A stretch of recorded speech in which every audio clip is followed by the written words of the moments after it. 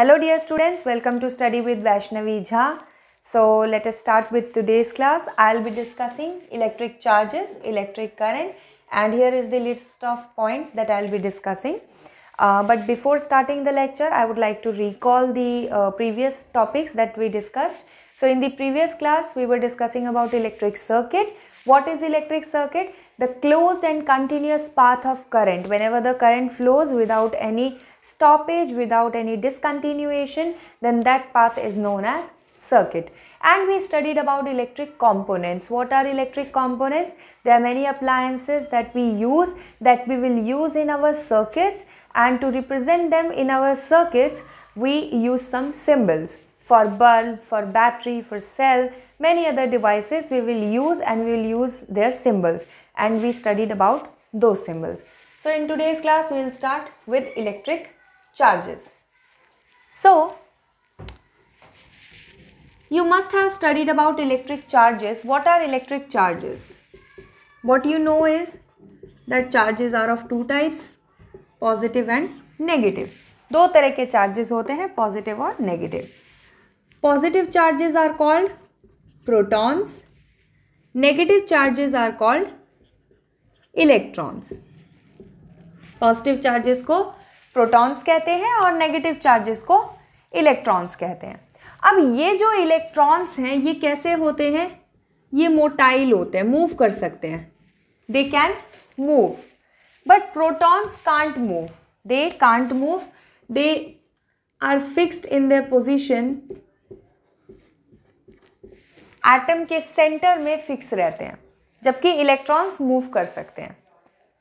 Okay, next important point that we are going to discuss about charges is its representation.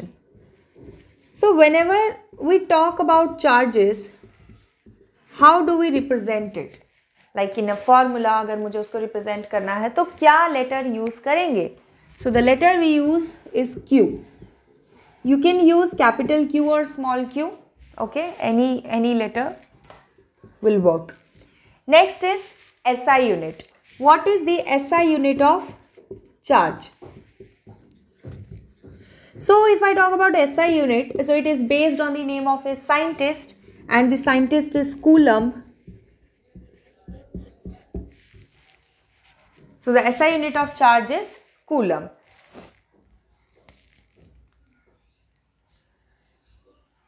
Okay, now see, there is a concept, and what that concept is, let us say if there is a charged particle, it is a charged particle. Okay, so let us say it is an electron. Okay, this is an electron, means which type of charge it carries? It carries negative charge. Okay, so there is an electron, and now I consider that there are 4 electrons. Like this, there are 4 free electrons, and they are moving. So if I have to calculate what is the total charge carried by these 4 charged particles, अगर मुझे ये calculate करना है कि ये charge particles जो हैं चारों, ये टोटल कितना चार्ज कैरी कर रहे हैं, तो कैसे कैलकुलेट करेंगे?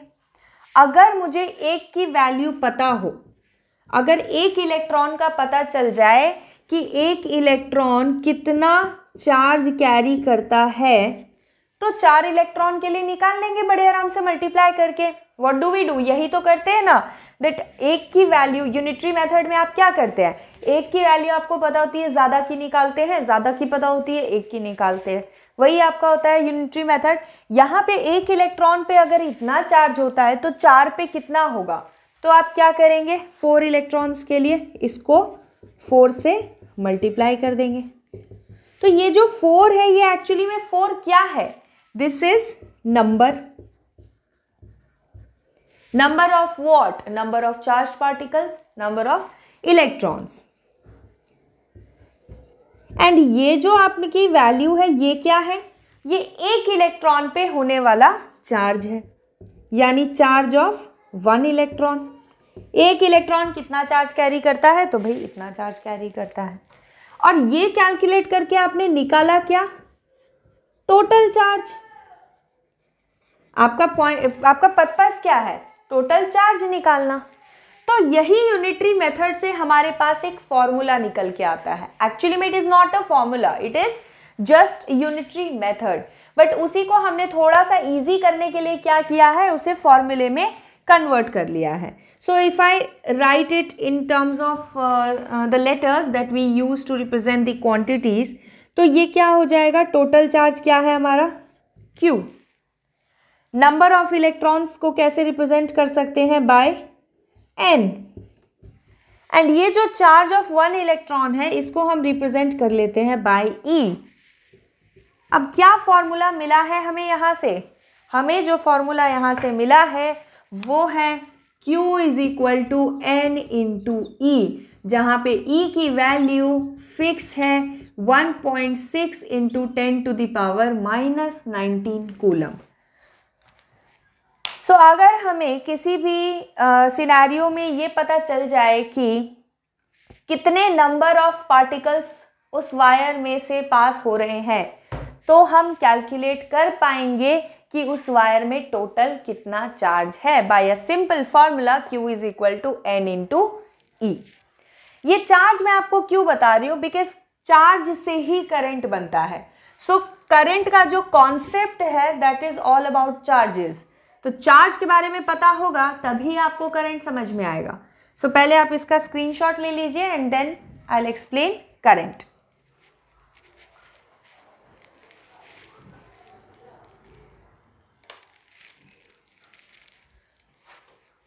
Okay, so now what current is.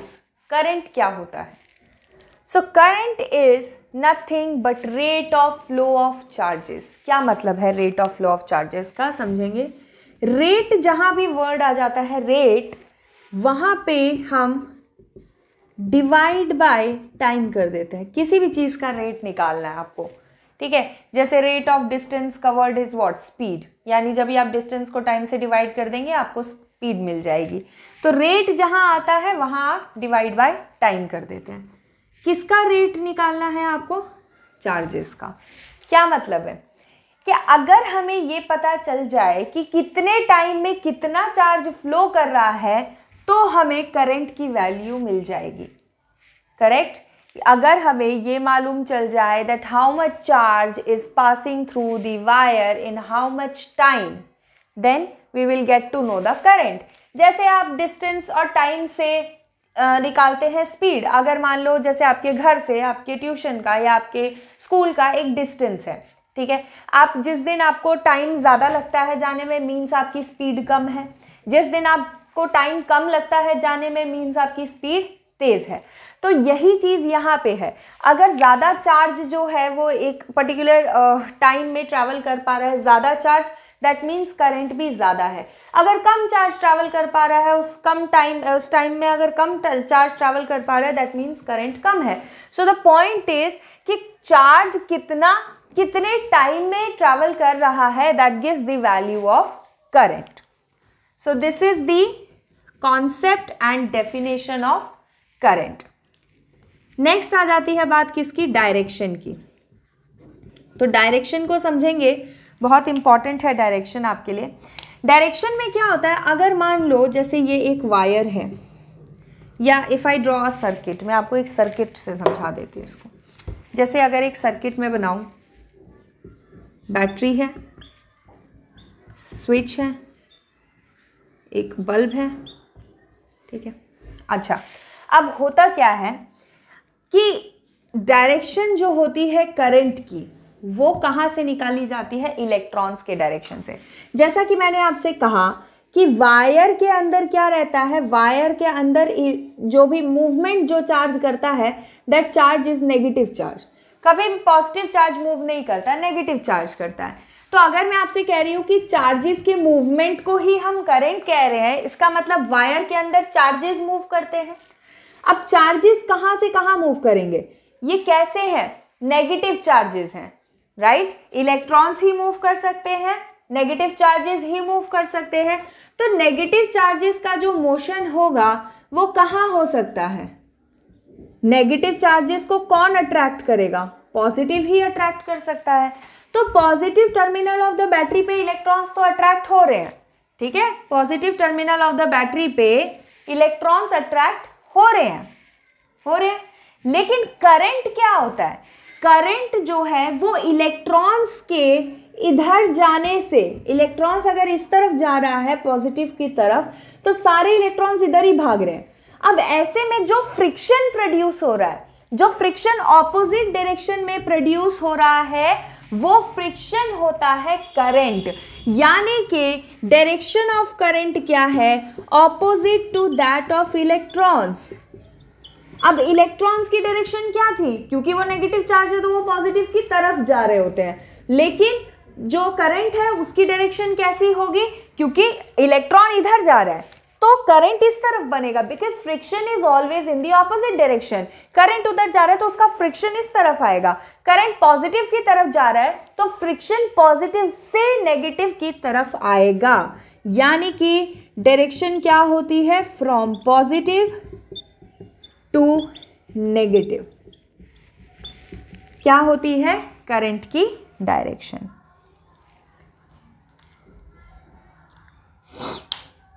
Next आ जाता है कि करंट जो है वो किस टाइप की क्वांटिटी है, which type of quantity it is. तो टाइप की अगर बात की जाए तो करंट जो है वो आती है स्केलर क्वांटिटी में। Current is which type of quantity? It is a scalar quantity. इसके दो रीजंस हैं। नहीं, देखो एक्चुअली में अगर आप हायर क्लासेस में पढ़ोगे तो आप ये समझोगे कि करंट भी माइनस में आता है, ठीक है, but that minus is just to represent the direction, ठीक है, कि वो इधर जा रहा है कि इधर जा रहा है, वो डायरेक्शन के लिए माइनस का साइन होता है। मैग्नीट्यूड कभी उसका माइनस नहीं हो सकता। दूसरा, स्केलर क्यों होता है करंट? बिकॉज स्केलर क्वांटिटीज की एक फीचर होता है, क्या होता है कि स्केलर क्वांटिटीज जो है जितनी भी है वो सब एल्जेब्रिक सम से ऐड हो जाती हैं, directly a plus B plus C plus D add हो जाती है और हमको फाइनल रिजल्ट मिल जाता है। तो करंट में भी अगर आपको टोटल करंट निकालना है तो आप I1 plus I2 plus I3 यानी कि जितने भी करंट है उसको आप ऐड कर देंगे, आपको टोटल करंट मिल जाएगा। यानी एल्जेब्रिक सम से ये एडिशन हो जाता है, इसीलिए स्केलर क्वांटिटी में फॉल करता है आपका करंट। नेक्स्ट आता है इसका रिप्रेजेंटेशन, कि करंट को रिप्रेजेंट कैसे करते हैं। सो करंट को रिप्रेजेंट किया जाता है बाय अ लेटर आई या कैपिटल या स्मॉल, कोई भी आई आप यूज कर सकते हैं। नेक्स्ट आ जाता है इसकी unit, SI unit. So SI unit is again on the name of a scientist. तो साइंटिस्ट का नाम था एम्पेयर एंड उन्हीं के नाम पे इसकी यूनिट आ गई एम्पेयर। Next is formula. देखिए सारी चीजें मैं टिक भी करती जा रही हूँ ताकि कोई भी पॉइंट आपके लिए मिस ना हो। Next is what? Next is formula.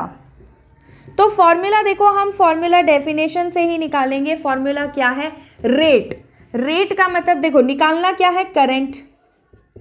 क्या होता है करंट? रेट। रेट का मतलब डिवाइड बाय टाइम, यानी जो भी है उसको टाइम से डिवाइड कर देंगे। क्या डिवाइड हो रहा है टाइम से? चार्जेस, तो चार्ज अपॉन टाइम। अब अगर इसको सिंबल्स को यूज करके लिखना है, लेटर्स को यूज करके लिखना है, I is equal to Q upon T।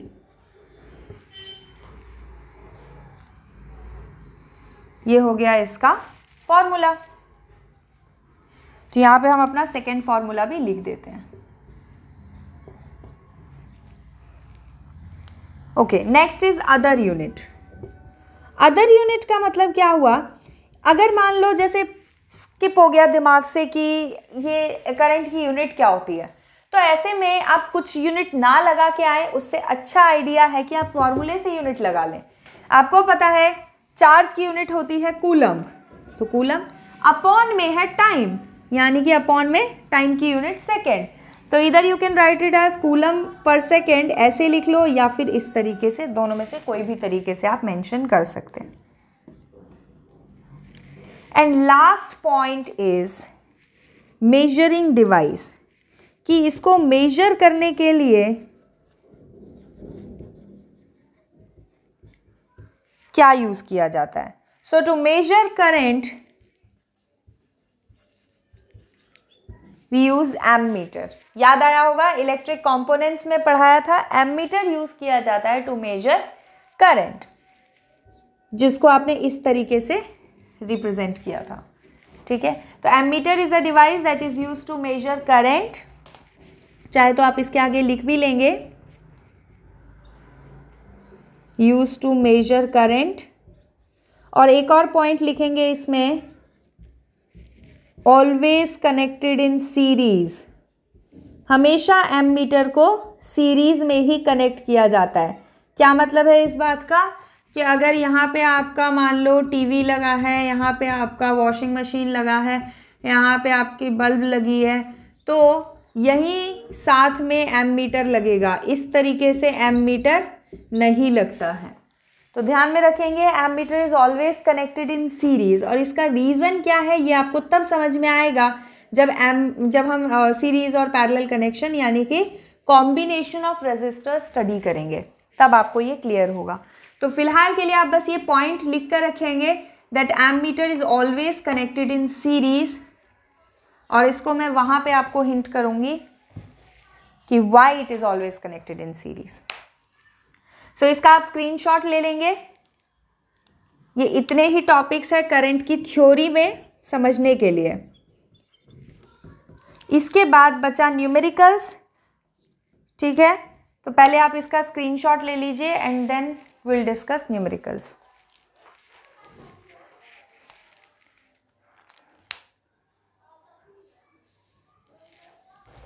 Okay, so इस वीडियो के लिए इतना ही। न्यूमेरिकल्स हम डिस्कस करेंगे नेक्स्ट लेक्चर में। So if you like this video, अगर आप लोग को समझ आया हो जो मैंने समझाया, अगर आप लोग को ये वीडियो अच्छा लगा हो, तो प्लीज़ मेरे चैनल को लाइक, शेयर और सब्सक्राइब करना ना भूलें and do not forget to hit the bell icon. Till then take care, जल्द ही मिलते हैं नए वीडियो के साथ।